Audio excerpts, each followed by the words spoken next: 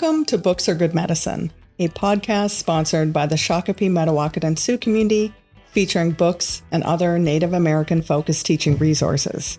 We're your hosts, Udia Wood-Krieger and Allison Ďaka. Today we are at the Science Museum of Minnesota for a field trip spotlight episode about the museum's We Move and We Stay exhibition. Our guest today is Pejuta Ďaka Red Eagle, an anthropology fellow at the Science Museum. She is Lakota and Dakota and an enrolled member of the Oglala Sioux tribe.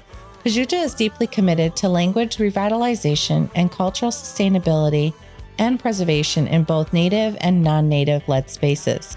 The objects in We Move and We Stay exhibition tell of generations of Dakota and Ojibwe people who have made their home in this place, now called Minnesota. In this episode, Pejuta provides an overview of the exhibit, talks about field trip programming, and shows us a few key objects. We loved our visit and hope you enjoyed learning about this great exhibit. Also, the Science Museum was kind enough to give away 5 pairs of tickets to our listeners. See our show description to learn how to enter. Well, welcome, Pejuta. Thank you so much for having us here at the Science Museum, Minnesota.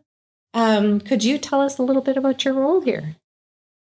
I am technically a curatorial fellow in anthropology. I was brought on 2.5 years ago to do a deep dive into the Dakota collection and to do that type of community member-based research. So instead of it being anthropologists, archaeologists, and which are typically non-Native fields, I was brought in to work with Native communities to bring in people from those communities to help inform the ways that this museum cares for the collection, to correct any sort of misinformation and misinterpretation, which is huge in museum work, especially with ethnographic collections.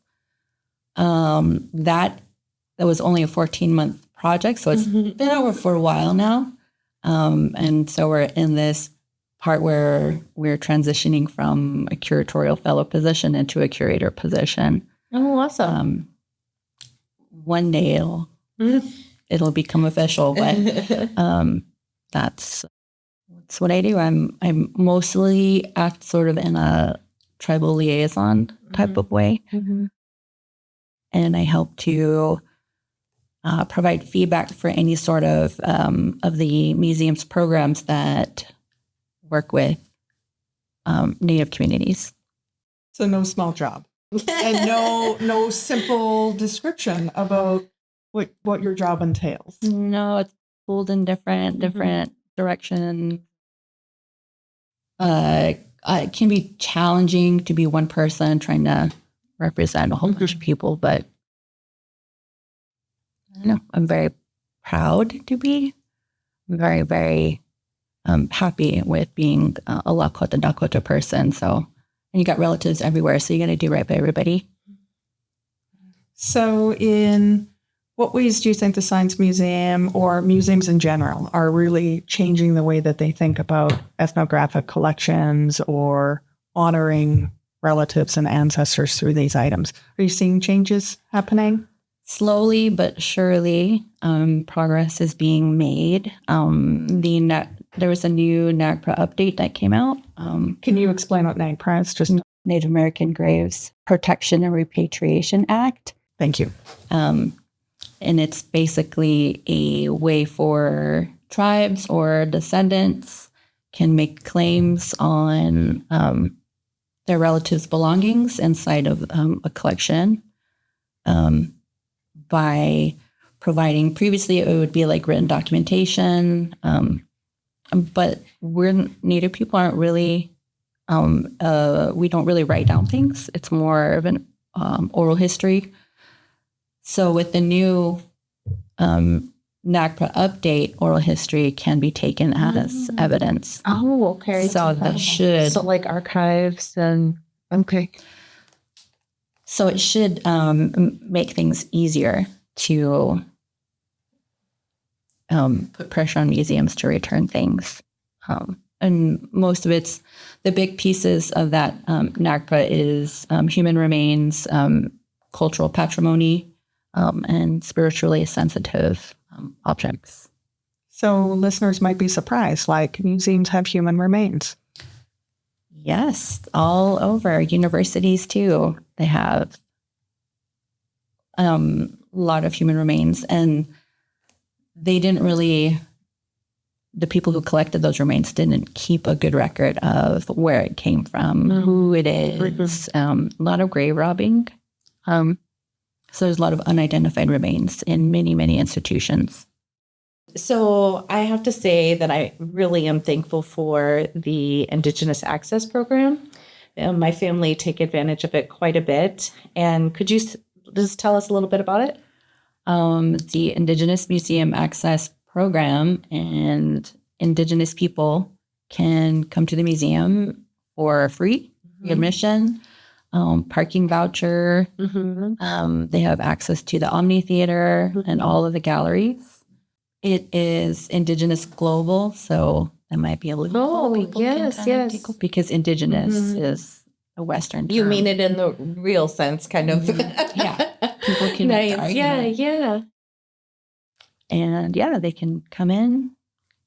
I remember when that happened, and I was like, yes, parking. Because so many folks forget that part. And parking still is a barrier. And we're parking on our own land too. So I love that that's included. So there's the exhibit. We move, we stay. Correct. And tell us about that. What do you think is the most important thing about that exhibit? It is a largely community member curated exhibit. Oh, awesome. The museum has, it was previously called the American Indian Advisory Committee. Okay. But now it's the Indigenous Roundtable. Okay. So they had a hand in brainstorming content. They reviewed copy. And the exhibit went through several phases of evaluation. We brought in people from the community to actually look through and then to comment about it, what can be done differently, what can be made better. And their comments are actually on the cases. So you can see what other people are saying outside of our advisory committee. And it went through several different iterations. So it changed over time. It's not just historical pieces. Okay. It's also very, I always struggle with this word, contemporaneous. That sounds like a dinosaur. I know. So there are new pieces too. Part of that exhibit development was to also commission and bring in new items into the collection, into the exhibit. Okay. There is a piece where a part of the exhibit that talks about archaeology. So the museum is committed to engaging in research, various kinds. We have the St. Croix Watershed Research Station, and they do a lot of research for on the lakes in Minnesota. Oh, wonderful. They work with some of the tribes to do research on wild rice. Oh, which is a hot topic. Yeah. Yes. Yeah, here in That's Minnesota. a whole other, yes. whole other conversation, whole other 1 hour long. Yeah, right. And then we have our archaeology department, and they are participating in various sites. My boss is Dr. Ed Fleming, and his specialty is ceramics. And so he's been able to pull up, him and his team, really cool bunch of ladies. They've been able to pull up pieces of pottery and ceramics going back to when that ice sheet melted some 10,000, 12,000 years ago. Lots of fun happening here. Yeah, it's very, very science, very, very empirical. And so having somebody like me on the team kind of inserts a lot of compassion and humanity back into the work. How did you get started in anthropology? My background is in art history. Oh, it is. Okay. And I come from a long line of makers. So generationally, I've been taught about beading and making. My mom and my aunt is a well-known doll maker. So she has dolls in the Smithsonian and the Autry and private collectors. So being around art has always been something that I've done my whole life. Yeah. So this exhibit is right up your alley. Yes. I didn't have any hand in the creation of the exhibit. It's kind of something that I inherited, as my boss puts it. Okay. So working in museums and trying to correct a lot of things and trying to shift that colonial perspective, even though museums are inherently very, very settler colonial. Mm-hmm. I hear you often use, just in listening, you use the word items. You don't talk about artifacts or, even the language that you're using is different than what I'm used to hearing in museums.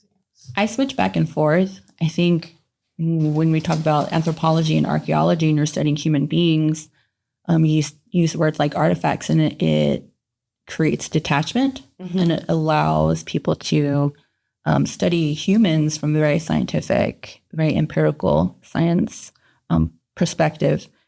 But I connect to these collections on a very personal basis. So artifacts feels too cold and I don't want to detach from that. I want to keep doing that work that is very human focused. It's very relative, very ancestor focused. So I stay away. I try to avoid words like objects and artifacts. Occasionally I use an item because that seems a little bit more personal. But these items that are in these collections, especially in ethnographic collections, historic collections, these are our relatives' belongings. And so that's usually how I'll talk about things is our relatives' belongings. So there's a connection. Yeah.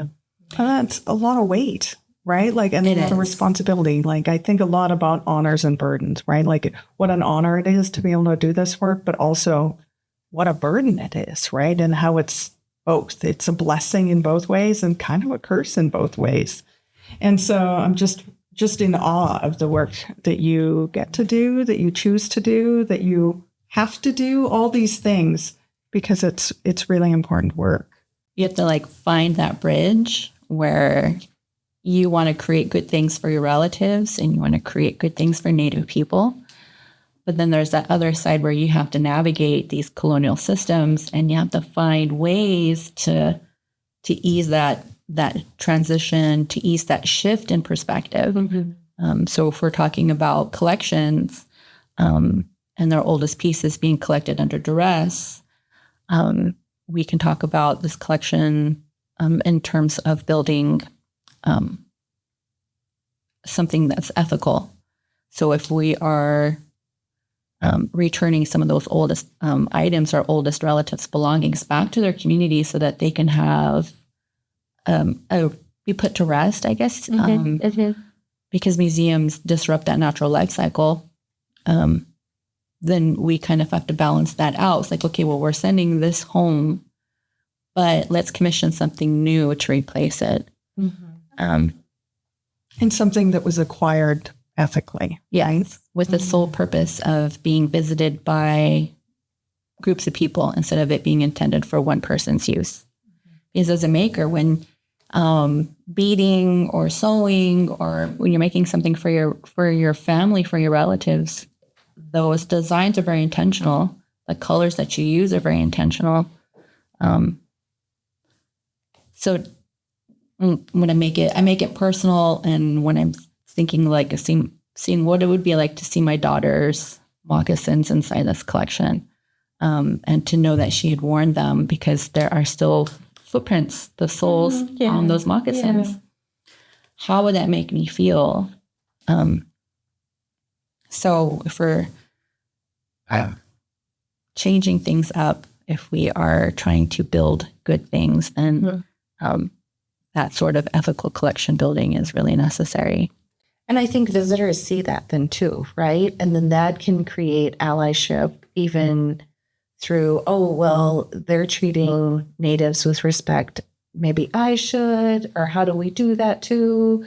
I think that it's just creating some waves through the people that are visiting as well. So with this exhibit, can you tell me or tell us a little bit about the title of it, or what is the exhibit exactly? We move, we stay. It's basically like we are from this land and we move around and then we come back. We're still here, kind of it. And was there like grades in mind? Was it more elementary, everyone? I think it's everyone, but it's also in the way that you interpret what's in the cases. Okay. Because you can find a way to talk to kids of all ages about everything in there.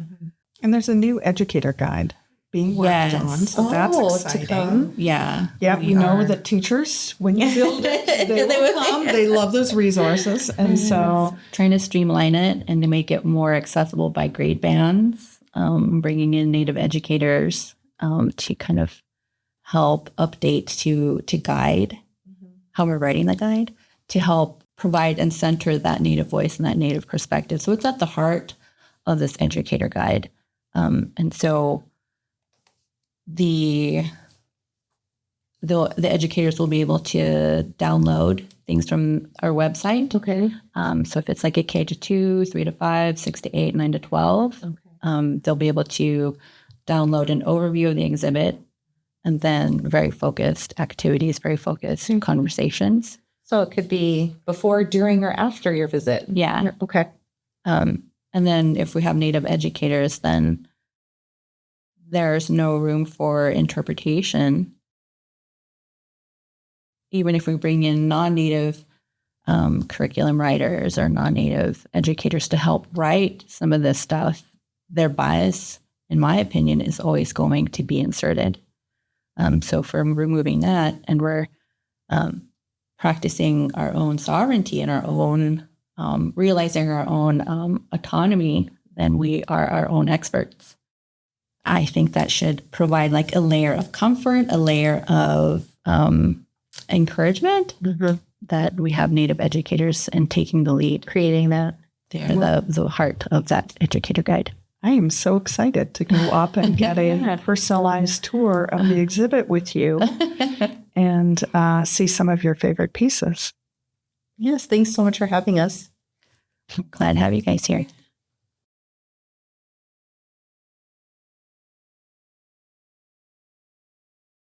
Pejuta, I'm really curious about this cabinet. When we spoke, we discussed some of the reasons why it isn't suitable for items to be on display. Could you tell us a little bit more about the rationale for having this case here and the process that the Science Museum underwent to create this? Well, with the development of this particular exhibit, it is largely community member curated. And with that comes a lot of advisement and a lot of suggestions. And with respecting Native communities, some items just aren't suitable for display. Anything that's spiritually sensitive, anything that could be used like in conversations with creator, those types of things aren't necessarily good for public consumption. It contributes to dehumanization, and what we really want to do is to promote compassion and empathy. And so a lot of these items that are not on display are eligible for NAGPRA, Native American Graves Protection and Repatriation Act. So with the newly updated regulations, not having these items on display kind of keeps us in compliance too.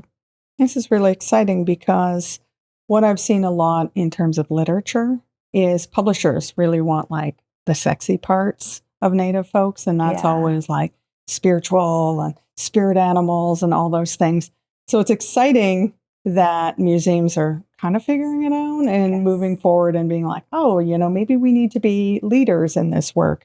And so I think publishers are slowly moving that way, but I'm really excited to see this happening on a larger scale. Yes, and it also puts institutions in places where they are admitting and recognizing that they are not the authorities on our Native people and our culture. So I really wanted to talk about this particular piece. We have the spear and we have the helmet. So why this is really interesting to me is when one of the first jobs I had when I was coming down to the U.S. is I worked at the LCO Tribal College. And of course, so there I am on the Dakota Ojibwe reservation. And my husband, he spent all of his summers in sort of like the Cable, Wisconsin area. And so his folks will talk about the time where it was like, save a walleye, spear an Indian, and a lot of those things. And I think the idea is now like everything's good, right? Like, oh, we don't need to, this is a far off time. We don't need to worry about it anymore. And so I really want our listeners to think about what retained rights are. And that's how a lot of teachers know them, as retained rights. Could you tell us a little bit about these things that Native people have always had and continue to have despite the treaties? We've been hunting and spearing and fishing and gathering and just creating and making. We've just been living for tens of thousands of years, since time immemorial, since our creation stories placed us on this earth, on this land. And to have something like this here where people forget that we've been doing this forever, and they think that we only have these rights because of the treaties, having this particular set, which it belonged to Jason Bissonnette at LCO, is just a reminder that we're still here and we're still doing these things. We're still facing a lot of hardships and difficulties, even with these treaty rights, and we still face violence from people living in those border towns and those border cities. So it's still not completely safe. We're still being shot at while we're trying to exercise our rights. So hopefully people will come in and they'll look at that, and we'll spark a conversation about our existence. So we'll say this louder for the people in the back. These rights have always been. Yes. And when the treaties were signed, these were things that remained as part of the treaties because there were things that had always been there. So, yeah, thank you for sharing that. Thank you so much for having us here. And today we are going to talk a little bit about our friend here. And can you tell us too about the tobacco tie? This guy behind us is Bison occidentalis, and he is the grandfather of the modern day bison. The tobacco tie just speaks a little bit to our spiritual practices. I have a tobacco tie on myself because I always wear one to protect myself, and they are used to pray with. So to have a tobacco tie on our grandpa bison speaks to the way that we care for our exhibit and the way that we care for our collections. In the Science Museum, we take care of our collections through a combination of Western conservation techniques and traditional techniques as well. So we do potlucks on the solstice. We smudge on the solstice and equinox, so quarterly. We have sage and tobacco inside the cabinets with our relatives' belongings. And so in this way, we are taking care of these items spiritually and physically, making sure that they're stable and that they have relatives taking care of them. Oh, I love that, integrating, and this is the future of our museum work, I think. Hopefully more people are willing to do that, but that means that museums have to start hiring Native people to take care of their own material culture. Exactly. Well, here we are in front of the flute collection or flute display. And one of the things that I had always heard about flutes was the cording of it all and how they were used. Could you tell us a little bit about them? Well, most of the flutes in this case were used for courting. Yeah. The Ojibwe people have many stories. We believe that the elk has really strong love medicine because his bugle is so beautiful and he calls all the cows to him, all his lovely ladies. He has a little harem. So one of our stories is that the elk, he put his voice into one of these flutes to help a young man court a young lady. So when he played the song for her, she just fell in love, head over heels. So that's what most of these flutes are made for, especially in this particular collection at the Science Museum. But we also have flutes that were used in other ways with various other societies. These flutes, most of these flutes are made by Jeff Chapman, and he is one of our, he's a member of our Indigenous Roundtable, which is our advisory group. Yeah. And if you go on to the Science Museum's YouTube page, you can find an interview of him with our curator of anthropology, Dr. Ed Fleming. That's another resource for teachers if they want to come in and hear more about what he has to say. And bring students here as well to see the beauty of what a flute can look like and what our music is and our art. Yes. So it's really beautiful. And it speaks to Native people's brilliance in their engineering that they're able to create this type of an instrument. Tell me a little story about your grandparents or the flute maybe in action.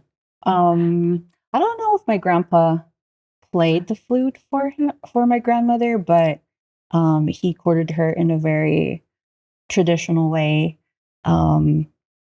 He would go to visit my grandmother, he always had a chaperone with him, and they did things very respectfully. And it was a courtship that was really based on respect for your family and your relatives.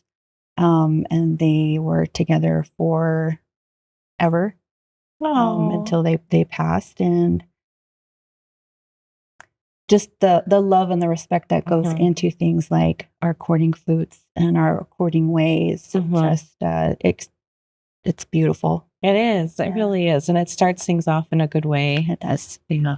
Lovely. Thank you so much for sharing. Thank you. Thank you for joining us for this episode of Books Are Good Medicine. Subscribe to our channel on Apple Podcasts or Spotify. You can also visit our website, booksaregoodmedicine.com, to find episodes and resources or to send us a comment. This podcast is sponsored by the Shakopee, Metawakan Sioux community and produced by Goff Public. Our theme music is Stomp Dance by Blue Dog. The opinions expressed on the Books Are Good Medicine podcast by its co-hosts and guests are their own in their personal capacities and do not necessarily reflect the views of any organization with whom they are affiliated or of the podcast sponsor.